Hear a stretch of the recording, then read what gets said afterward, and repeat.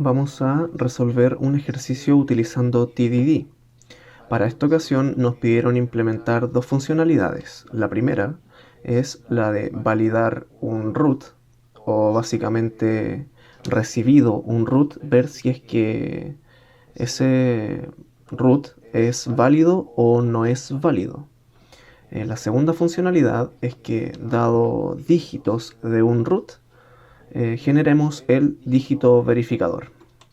Lo primero, para empezar a trabajar con TDD, es crear las clases del dominio. En esta ocasión voy a hacer lo siguiente. Tengo el root y la estructura la podemos ver en pantalla. Yo lo diseñé con tres atributos: dígitos tipo entero, que es solamente los números, el dígito verificador tipo string y dígitos más dígito verificador, que es básicamente la unión de estos dos atributos anteriores. Creé también un constructor estándar, lo generé automáticamente. También creé un constructor vacío y finalmente generé los getter y setter de todos los atributos. Teniendo la clase del modelo lista, ahora vamos a crear las clases, o la clase en este caso, de prueba. Es lo primero que tenemos que hacer. Entonces tenemos que hacer clic en este foquito, crear test. Vamos a crearlo con un before y un after. Y acá tenemos esto. Me da un error. Ya habiendo importado JUnit necesario para las pruebas unitarias, vamos a empezar a diseñar nuestra clase de pruebas. Esto es fundamental, intentar hacerlo bien y de manera premeditada, porque el desarrollo guiado por pruebas se basa en las pruebas para poder desarrollar, como bien dice el nombre. Lo primero es ver qué objetos vamos a inicializar para poder probar las funcionalidades futuras. En mi caso, yo voy a tener dos objetos tipo root, que son root de prueba y root prueba generación DB. Lo primero es para la funcionalidad de validar un root y la segunda para la funcionalidad de generar un dígito verificador a partir de un root. Esta tercera variable nos va a servir para poder comparar mensajes de error. Más adelante va a quedar más claro en la práctica. Al momento de querer instanciar estos objetos, necesitamos instanciarlos en el before each.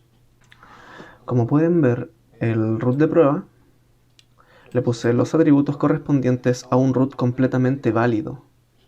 Y el root de prueba generación DB lo instancié con el constructor vacío que tengo en el modelo, que es este.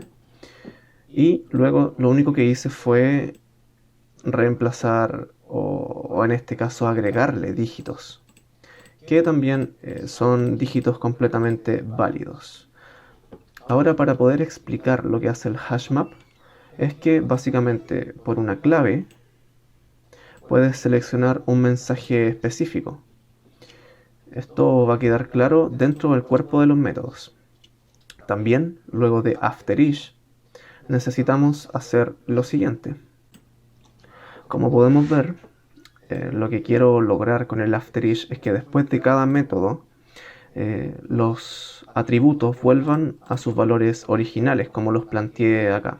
Y finalmente vamos a empezar a programar las clases o los métodos de prueba. Recordemos que los métodos de prueba deben estar premeditados y que estos deben satisfacer cada posibilidad de cada combinación de un root. Por ejemplo, como pueden ver, hice muchos tests y cada uno prueba una variación diferente de lo que podría llegar a recibirse como un root, básicamente. El primero se prueba el método que valida un root, dado un root completamente válido. Entonces, lo único que tenemos que hacer es utilizar el root de prueba que instanciamos en el before each. Lo más abajo se prueba el método que valida un root, dado un root válido cuyo dígito verificador es k. El test de acá prueba el método que valida un root, dado un root inválido, porque el dígito verificador es erróneo. El de acá también prueba un root inválido, pero que esta vez tiene dígitos de sobra. Y el de acá, lo mismo, pero que le falten dígitos. Si se dan cuenta, intento colocarme en todos los casos. Vamos a proceder a escribir el cuerpo de los métodos. Como pueden ver, inicializo una variable string con el resultado. ¿Y de dónde saco el valor de este resultado? Del retorno de este método de la clase de root de prueba, que es un objeto root, recordemos. ¿Y por qué me lo marca en rojo? Porque aún este método no existe. Eso es parte del TDD, programar las pruebas, pero primero hacerlas fallar. Entonces, si nosotros corremos esta prueba, por ejemplo, el método o la prueba va a fallar.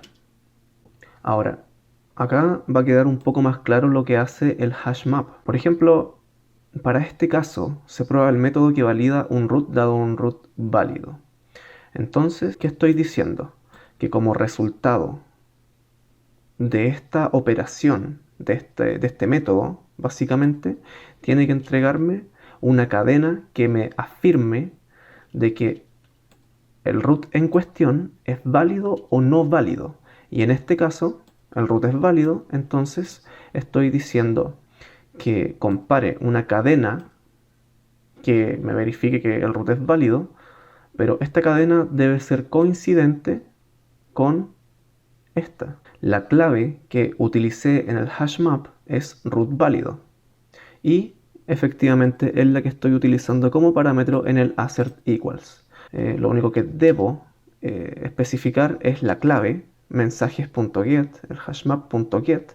Especificamos la clave la cual queremos conseguir y esto es equiparable a esta cadena.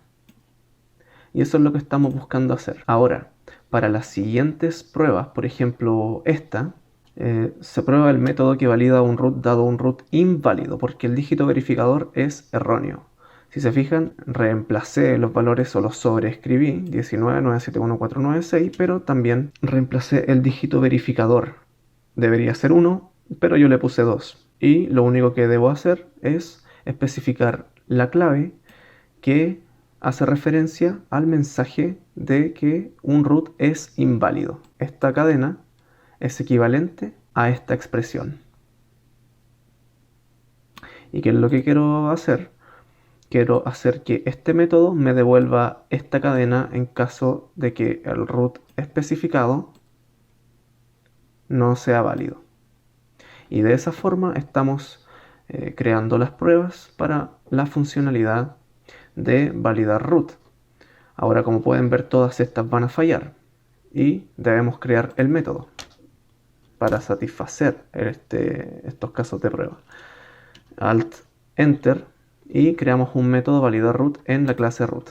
Vamos a empezar satisfaciendo la primera prueba. Bien, como podemos ver, escribí el algoritmo que ocupa los atributos de un root en específico o de un objeto root, básicamente, y lo que te devuelve es una cadena que compara lo siguiente: si es que el dígito verificador obtenido por el cálculo de los dígitos, que equivale a este atributo, es igual al dígito verificador, entonces consideramos que el root es válido. Si el dígito verificador que obtuvimos en base a los cálculos de los dígitos numéricos no es igual, entonces el root no es válido. Corremos la prueba y vemos que la prueba pasó exitosamente. Así sucesivamente. Vamos con todos los métodos de prueba. Vamos a correr validar root válido k-test y como podemos ver está fallando. Lo que tenemos que hacer es modificar este método para poder pasar esta prueba. Como podemos observar, agregué un par de líneas de código para poder validar ese caso de prueba. Y lo único que dije es que si el dígito verificador es igual a k, entonces el dígito verificador va a ser igual a 10. Esto se hace siguiendo la lógica del algoritmo del módulo 11 para calcular un dígito verificador.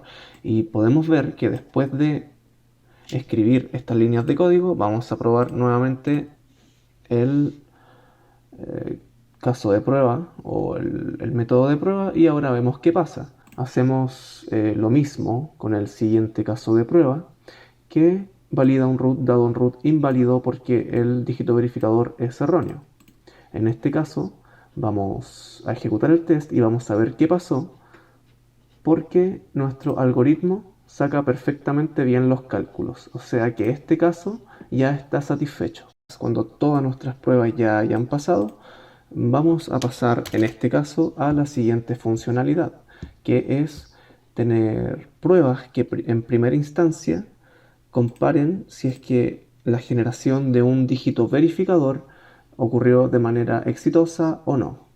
Como podemos ver, esta funcionalidad se compone por dos métodos de prueba, o al menos yo lo hice así para este caso de ejemplo. Primero se prueba la generación de un dígito verificador dado un root válido.